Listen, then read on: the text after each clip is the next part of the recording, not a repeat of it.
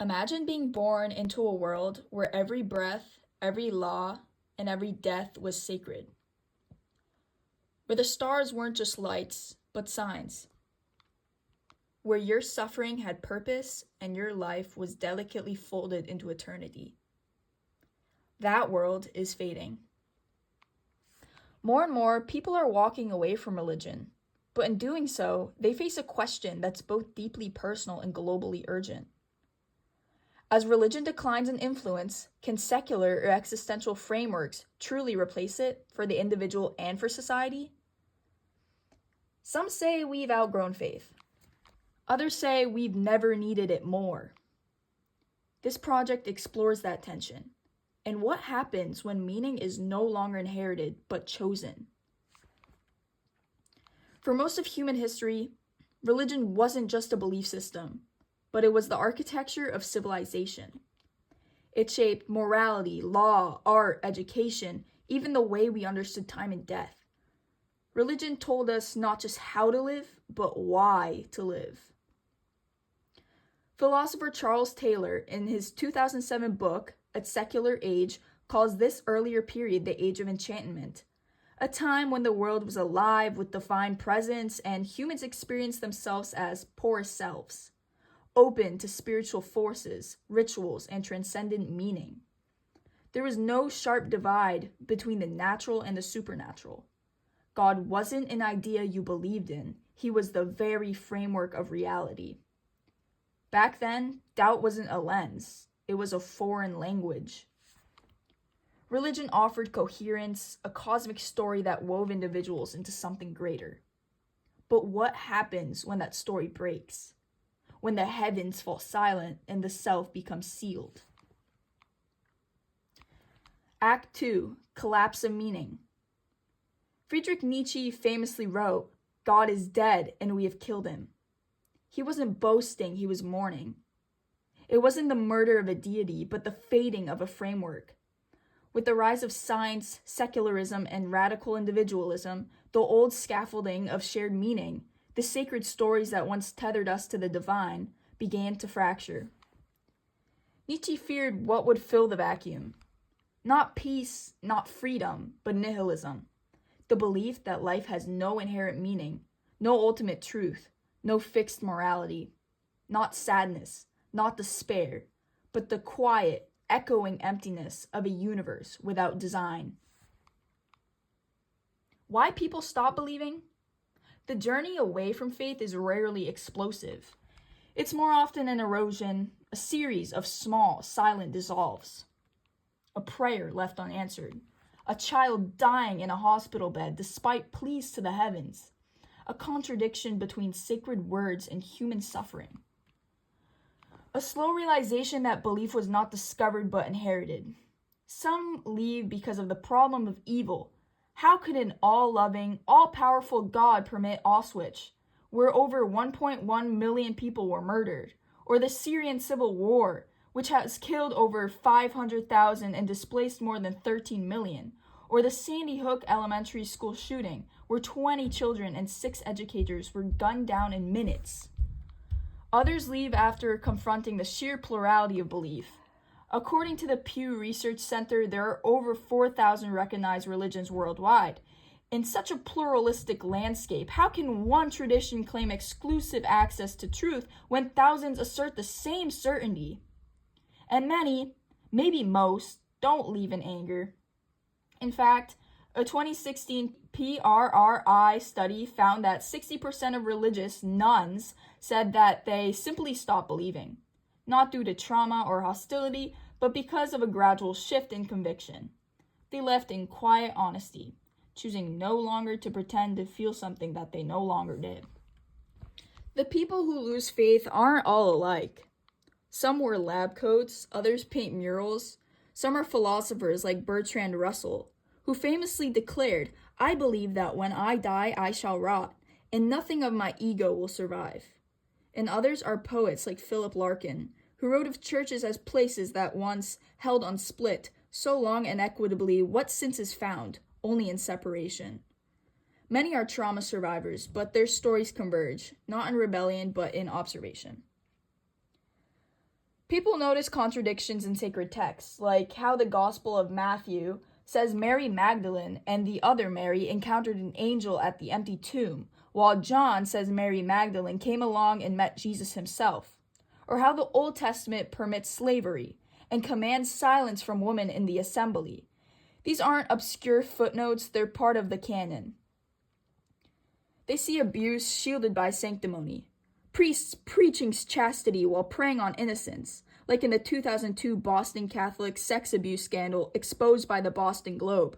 Or megachurch pastors, like those exposed in the rise and fall of Mars Hill, growing wealthy off tithe money while preaching self-denial to congregations burdened by poverty. They watch religion act as both comfort and control. They hear doctrines like, "Wives, submit yourself to your own husbands," Ephesians 5:22, and are told to accept them as divine truth, even when those doctrines are used to justify inequality or even abuse. They hunger for truth deeper than dogma, dogma being those unchallengeable declarations like God created the earth in 6 days, Genesis 1, women might be silent, 1 Timothy 2:11-12, or blessed are those who have not seen and yet believe, John 20:29, which can feel like a celebration of blind obedience over inquiry. Dogma is belief with its questions amputated. For some, it's a biology teacher quietly introducing Darwin's On the Origin of Species, offering natural selection as a competing explanation to Genesis.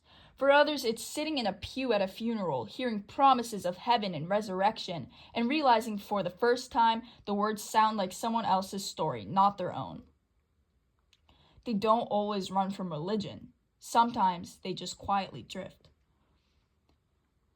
But the loss of belief doesn't always mean the loss of longing. Many atheists still light candles in silence. Many agnostics still ache for something beyond themselves, something more. The question isn't always, is there a God? Sometimes it's, what if there's not? That's the terrifying turn of existentialism, philosophical vertigo.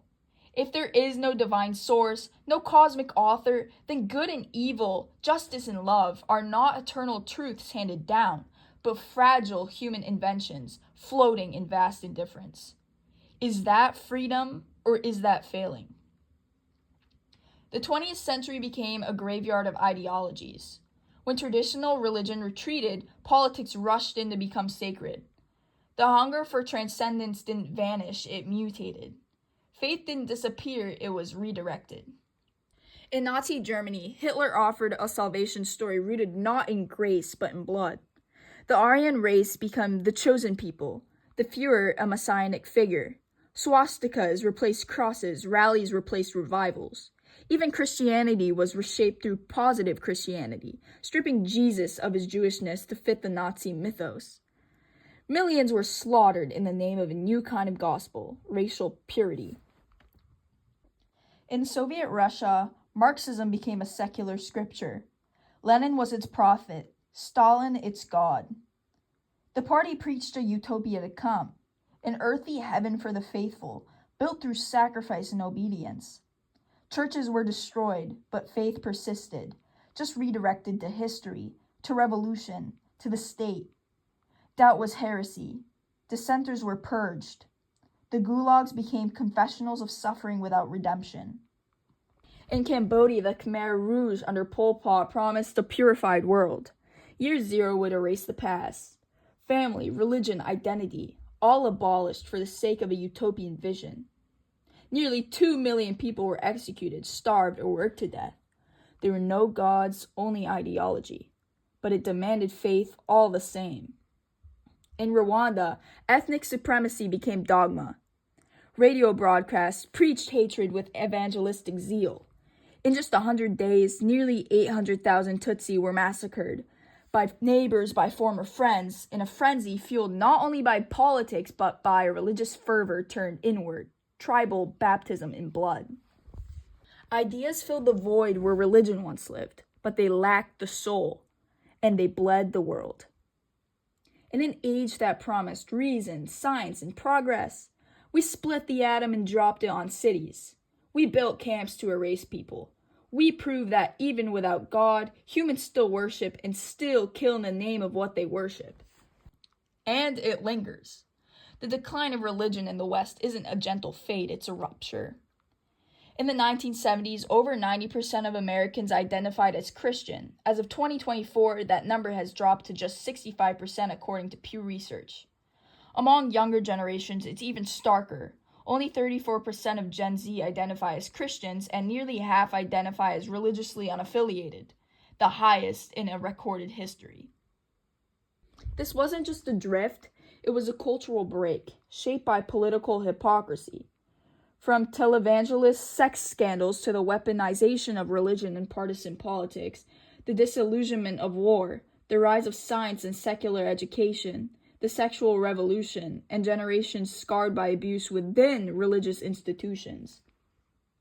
As faith receded, something else surged.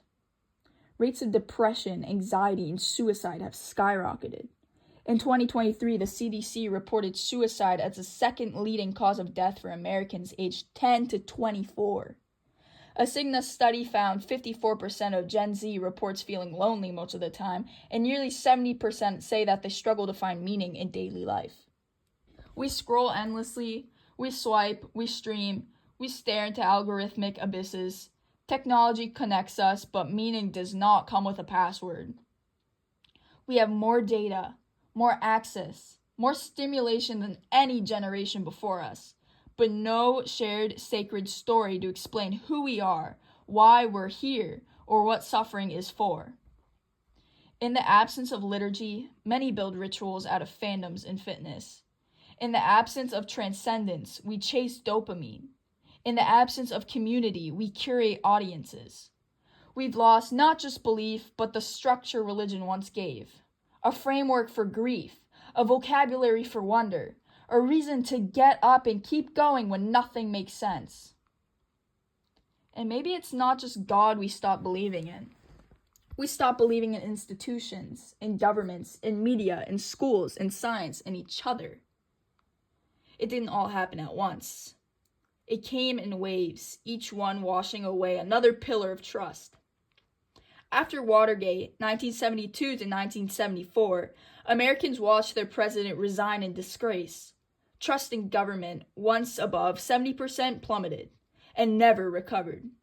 As of 2024, only 16% of Americans say they trust the federal government to do what's right most of the time, according to Pew. After the Iraq War, launched under the claim of weapons of mass destruction that didn't exist, public faith in government motives eroded further. Over 4,500 American soldiers died, alongside hundreds of thousands of Iraqi civilians, all under a false premise.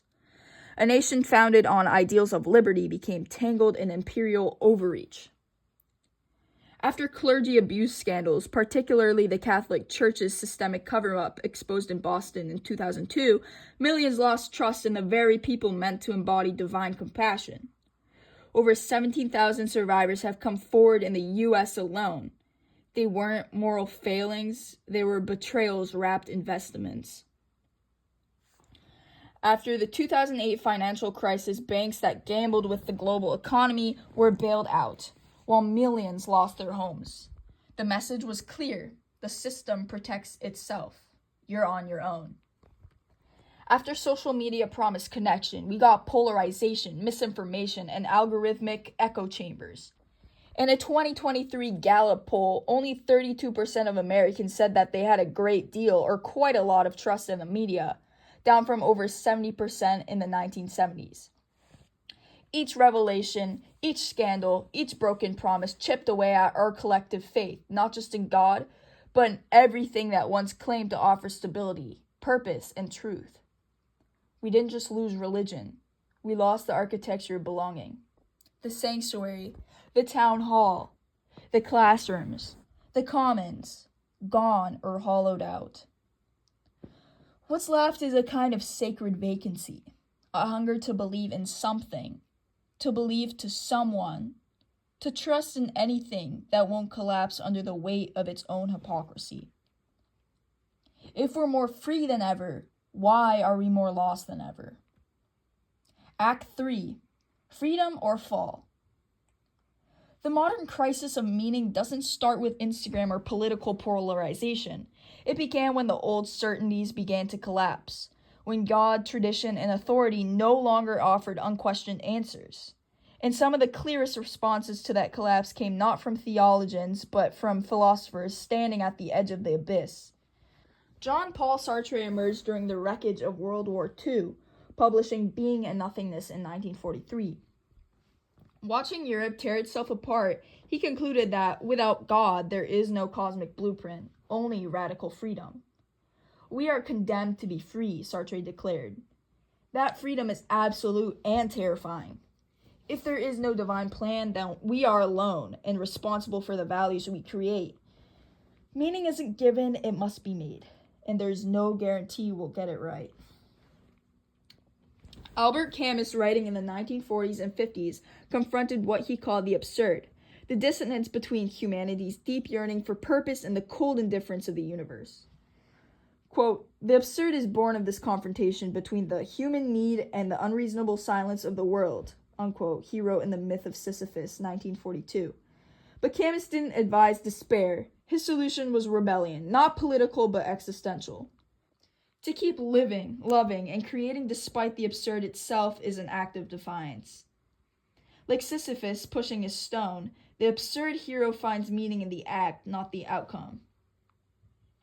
Then came Viktor Frankl, whose insights were born not from a library but from Auschwitz. A Jewish psychiatrist imprisoned during the Holocaust, Frankl watched some prisoners succumb to hopelessness, while others survived because they clung onto a reason to endure. In 1946, he published Man's Search for Meaning, when he coined the term logotherapy, a therapeutic approach centered on helping people find meaning, especially through suffering.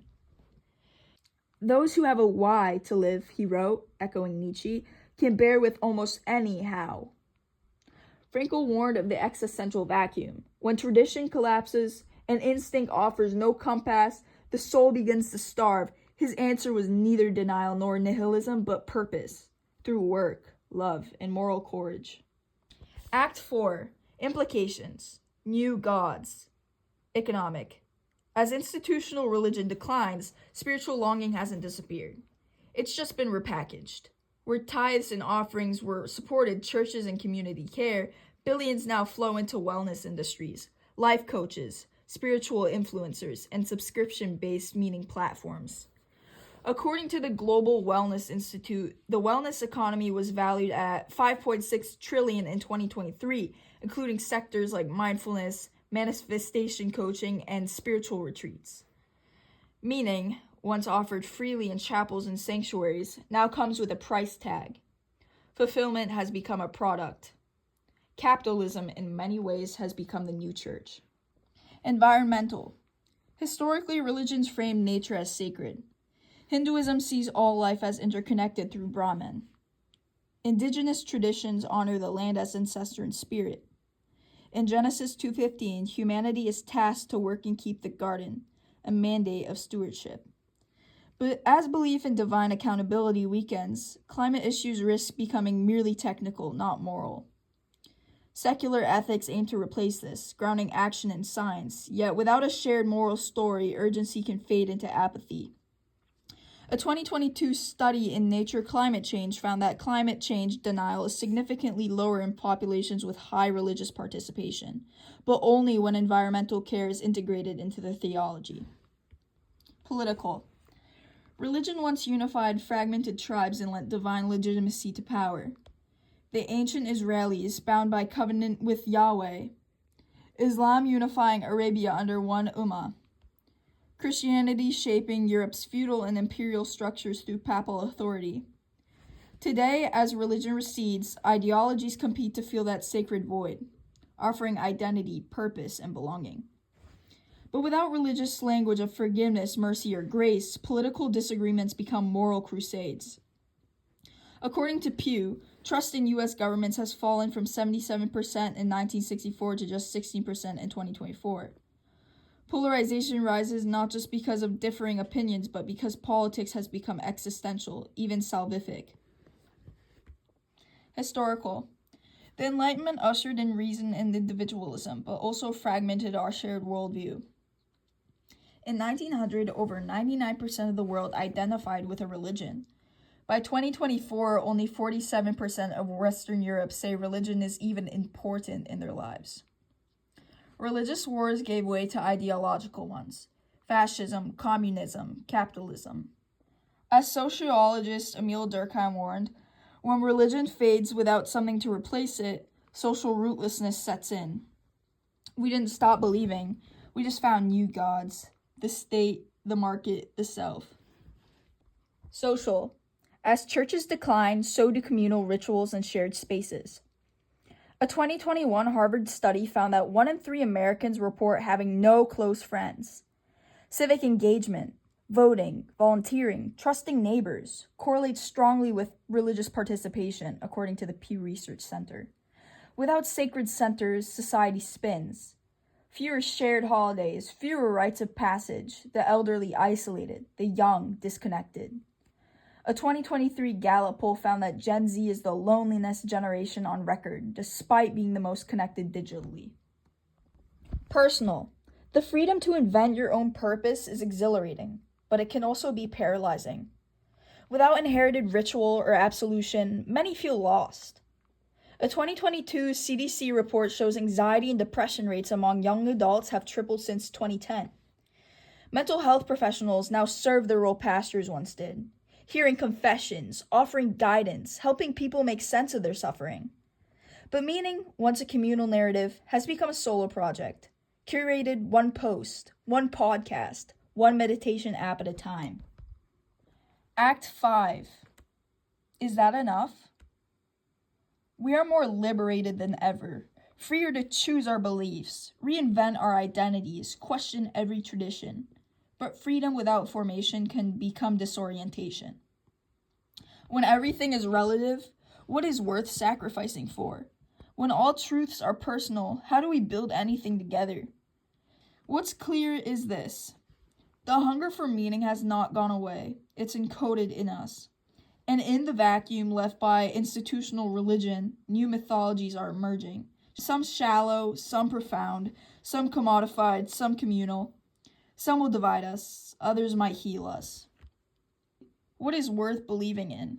What are we willing to build together? And how do we carry wonder, grief, and purpose into a world where the old maps no longer work? We are meaning makers by nature. The question is no longer if we believe, but what we believe in next, and whether it will be enough to hold us together. Act 6. Conclusion. Rebuilding the sacred. The baseline has shifted. Religion no longer writes our story, but stories are still being written. Every time we choose love over fear, creation over consumption, connection over isolation, we are making a statement. Life matters. Not because the heaven commands it, but because we do. Restated thesis. Can secular or existential frameworks replace religion? For individuals, yes, they can liberate, empower, and redefine, but for society, perhaps not fully.